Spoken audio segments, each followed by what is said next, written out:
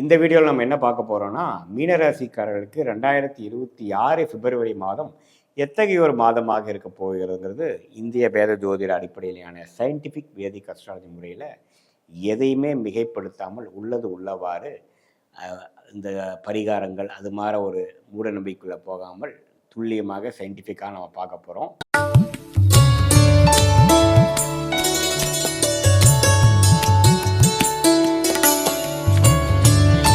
இப்போ மீனராசிக்கு பார்த்தீங்கன்னா ஜென்மசனி போயிட்டுருக்குங்கிறது எல்லாத்துக்கும் தெரியும். ராசிக்குள்ள சனி, 4ஆம் இடத்துல குரு, 12ஆம் இடத்துல செவ்வாய், 12ஆம் இடத்துல ராகு, 6ஆம் இடத்துல கேது. ஸோ இது மாதிரி ஒரு கிரக அமைப்பு ஆண்டு கிரகங்கள் மாதம் முழுவதும் எந்த மாற்றமும் இல்லை. ஆனால் மாதம் மாறக்கூடிய கிரகமாகிய செவ்வாய், சுக்கிரன், புதன், சூரியன்லாம் பார்த்தீங்கன்னா 11ஆம் இடத்துல இருக்கக்கூடிய அந்த கிரகங்கள் 12ஆம் இடத்துக்கு வருகிறார். ஒரு பக்கம் ஜென்மசனி போட்டு மீனராசிக்காரர்களை படுத்தி கொண்டிருக்கக்கூடிய அமைப்பில் 12ஆம் இடத்துல செவ்வாய், அதே சமயத்தில் ராகு, அதே சமயத்தில் சுக்கிரன், புதன்லாம் போகுது. பார்த்திங்கன்னா ஒரு மாதிரி இடம் மாற்றத்தை கொடுக்கக்கூடியது, ஒரு விரயத்தை கொடுக்கக்கூடியது, ஒரு சுப விஷயத்துக்காக செலவு பண்ணக்கூடிய அமைப்புகள்லாம் கொஞ்சம் கொடுக்குதுங்க. ஸோ நல்லாவே ஒரு மாறுது. இது வரைக்கும் நம்ம மாதிரி ஒரு சேர்த்து வச்ச விஷயத்தை ஒரு காரியத்துக்காக செலவு பண்ணுறோம், ஒரு இன்வெஸ்ட்மெண்ட் பண்ணுறோம், ஒரு சுப விஷயங்களுக்காக ஒரு சுப முதலீடு செய்கிறோம், ஷேர் மார்க்கெட்டில் போடுறோம், ஒரு நகை வாங்குகிறோம், ஒரு இடம் வாங்குகிறோம், வீடு வாங்குகிறோம், ஒரு லாங் டிஸ்டன்ஸ் ட்ராவலுக்காக செலவு பண்ணுறோம். அப்படிங்கிற மாதிரி ஒரு அமைப்பை கொடுக்கக்கூடிய அமைப்பு மீனராசிக்காரர்களுக்கு இந்த 4 கிரகம் 11ஆம் இடத்துலேருந்து 12ஆம் இடத்துக்கு போகக்கூடிய அமைப்புனால கொடுக்குதுங்க. ஸோ அதை குரு பார்க்கறதுனால ஒரு நல்ல விஷயத்துக்காகவும் பிரயோஜனமான விஷயத்துக்காகவும் செய்யக்கூடிய அமைப்பாக நம்ம எடுத்துக்கலாம். ஸோ அது மாதிரி அமைப்பு இருக்குது. ஸோ மற்றபடி பார்த்திங்கன்னா ஜென்மசனி ராசிக்குள்ளே இருக்கிறதுனால எல்லா முடிவுகளும் கொஞ்சம் பார்த்து எடுக்கணும். டக்குன்னு எடுத்தமா கவுத்தமான்னு போகாமல் கொஞ்சம் தெளிவான அமைப்புகள் தேவைப்படுகிற அமைப்புகள் உண்டு. ஸோ இதனால் பார்த்திங்கன்னா ஒரு ஜூனுக்கு மேலே வரக்கூடிய குரு பயிற்சி ராசியையும் சனியும் பார்க்கறதுனால அந்த டைம்லேருந்து ஜென்மசனி தாக்கங்கள் கொஞ்சம் குறையும். பட் இப்போ பார்த்தீங்கன்னா பிப்ரவரி மாதம் மீனராசிக்காரர்கள் கொஞ்சம் கவனமாக இருக்கணும். எடுக்கக்கூடிய முடிவுகள் எப்படி இருக்குது, விளைவுகள் எப்படி இருக்குங்கிறதெல்லாம் கொஞ்சம் கவனமாக எடுத்து நீங்கள் முடிவு எடுக்கக்கூடிய அமைப்புகள். ஏன்னா 4 கிரகங்கள் 12ஆம் இடத்துக்கு வருகிறார், ராசிக்குள்ளே சனி இருக்கிறார்.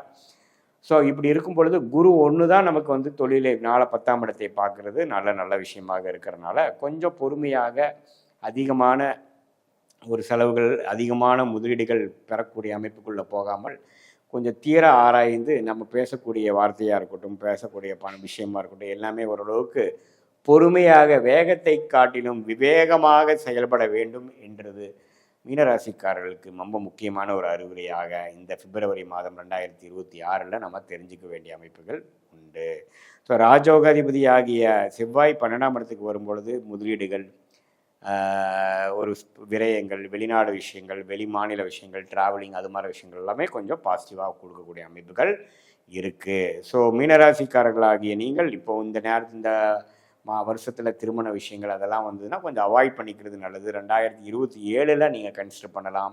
முக்கியமான முடிவுகள், ஒரு தொழில் ஆரம்பிக்கிறது, ஒரு வேலை மாறுறது அப்படிலாம் பார்த்தீங்கன்னா கொஞ்சம் கேர்ஃபுல்லாக இருக்கணும். ஏன்னா இந்த ஜென்மசனி நடக்கக்கூடிய காலகட்டத்தில் எந்த முடிவுகள் நம்ம எடுக்கிறோமோ அதை பெஸ்ட்டான முடிவாக இருக்கணுங்கிறதுக்கு கிடையாது. ஏதோ திடீர்னு சில முடிவுகள் அவசரத்தில் எடுத்துட்டேன், அப்புறம் இப்போ நான் சங்கடத்தில் இருக்கிறேன், கஷ்டப்படுறேங்கிற மாதிரி அமைப்புகளை கொடுக்கக்கூடிய அமைப்பு தான் ராசிக்குள்ள சனி இருக்கக்கூடிய அமைப்பு. அது உங்களுடைய ஜாதகத்தில் பார்த்தீங்கன்னா சந்திரன் கொஞ்சம் ராகுவாலையும் கேதுவாலையும் சனியினாலையும் செவ்வாயாலையும் பாதிக்கப்பட்டு ஒரு பாவத்துவமாக அதிகமான திக்பலம் இல்லாமல், சுபகிரகத்தின் தாக்கங்கள் இல்லாமல், பௌர்ணமிக்கு அருகில் இருக்கக்கூடிய சந்திரனாக இல்லாமல், ஒரு அமாவாசை சந்திரனாகையோ ஒரு ஒளி குன்றிய சந்திரனாகையோ பாதிக்கப்பட்ட சந்திரனாக இருக்கும் பொழுது இன்னுமே ஜென்மசனி தாக்கங்கள் அதிகமாக இருக்குங்கிறத நீங்கள் புரிந்து கொள்ள வேண்டும்.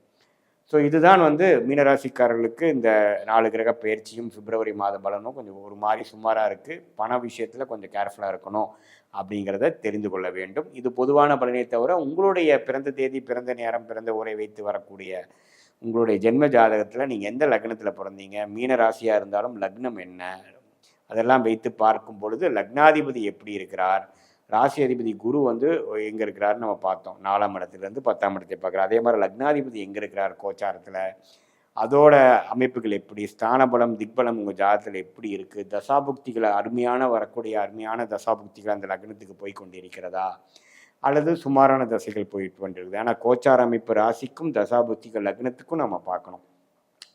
அதெல்லாம் வைத்து பார்க்கும் பொழுது யோகமான தசைகள் போகும்பொழுது நான் சொன்ன சாதகமான தசைகள், சாதகமான பலன்கள் கொஞ்சம் அதிகமாகவும், சுமாரான தசைகள் உங்களுடைய பிறந்த தேதி பிறந்த நேரம் உங்கள் ஜாதகத்தை வைத்து வரும்பொழுதைய அமைப்பு வந்து ஒரு சுமாரான திசை தான் போய் கொண்டிருக்கிறது அப்படிங்கிற மாதிரி இருந்ததுன்னா, நான் சொன்ன சாதகமற்ற பலன்கள் கொஞ்சம் அதிகமாகவும் வரக்கூடிய அமைப்புகள் கண்டிப்பாக இருக்குது. அது ஒருங்கிணைத்து நம்மளுடைய கோச்சாரம் மாறிக்கொண்டு இருக்கக்கூடிய கோச்சாரமும் மாறவே மாறாத தசா புக்திகளும் ஒருங்கிணைத்து பார்க்கும் பொழுது தசா புக்தி அந்தரம் சூக்ஷம லெவலில் நாம் பார்க்கும் பொழுது அடுத்த வரக்கூடிய காலகட்டம் ஷார்ட் டேர்ம் எப்படி, 3 மாத காலம் எப்படி, அடுத்த வரக்கூடிய 6 மாத காலம் எப்படி, அடுத்த வரக்கூடிய 1 வருடம் 1.5 வருடம் எப்படி இருக்குதுங்கிறதெல்லாம் கொஞ்சம் பார்த்து சயின்டிஃபிக் வேதிக் அஸ்ட்ராலஜி முறையில் துல்லியமாக பார்த்து மிகைப்படுத்தாமல் எப்படி வந்து நம்ம எதுமாற முடிவுகள் எடுக்கலாம், நம்மளுடைய பிராப்தங்கள் என்ன, நம்ம கர்மா என்ன, நம்மளுடைய தோஷங்கள் என்ன, எதுமாற நேரம் வந்து நமக்கு நல்லா இருக்குது, த ஒர்ஸ்ட் இஸ் ஓவரா, உண்மையில் வரக்கூடிய காலம் பெஸ்ட்டாக இருக்கா,